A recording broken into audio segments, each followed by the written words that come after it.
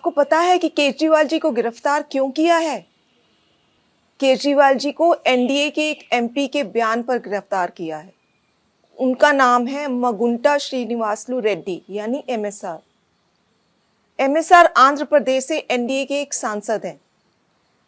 MSR ने ऐसा क्या बयान दिया जिससे आपके मुख्यमंत्री केजरीवाल को गिरफ्तार कर लिया?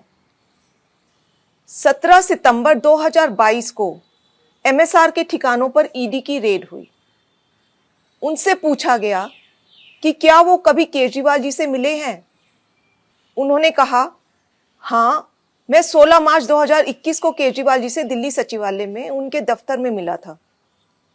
मैं दिल्ली में एक फैमिली चैरिटेबल ट्रस्ट खोलना चाहता था। उसके लिए दिल्ली के सीएम से जमीन के बारे में बात करने गया था।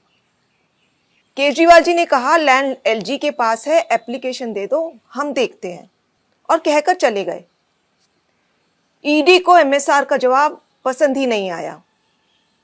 ईडी ने कुछ दिन बाद एमएसआर के बेटे राघव मगुंटा को गिरफ्तार कर लिया।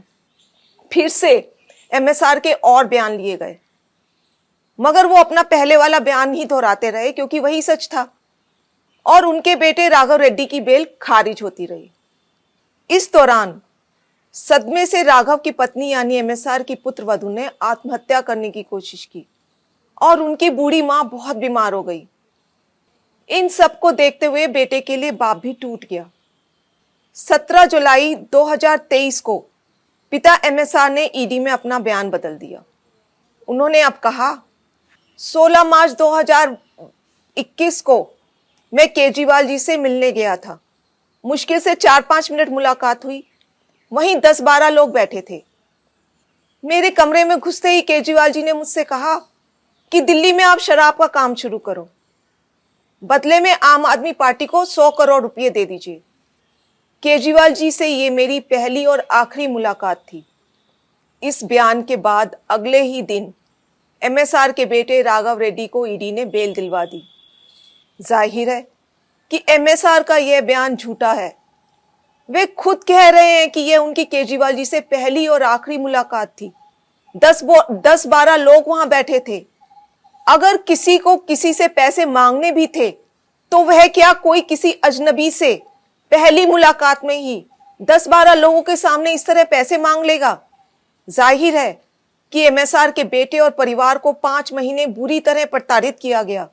इसीलिए एमएसआर ने अपने बेटे को बचाने के लिए झूठा बयान दिया, और इस बयान को देने के बाद 2 दिन में ही एमएसआर के बेटे को बेल मिल जाती है।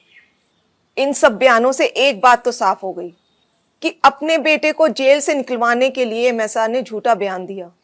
कोर्ट ने भी केजरीवाल जी को बेल देते हुए यही माना कि ईडी ने बेल का लॉलीपॉप देकर बयान लिया बिना किसी सबूत के।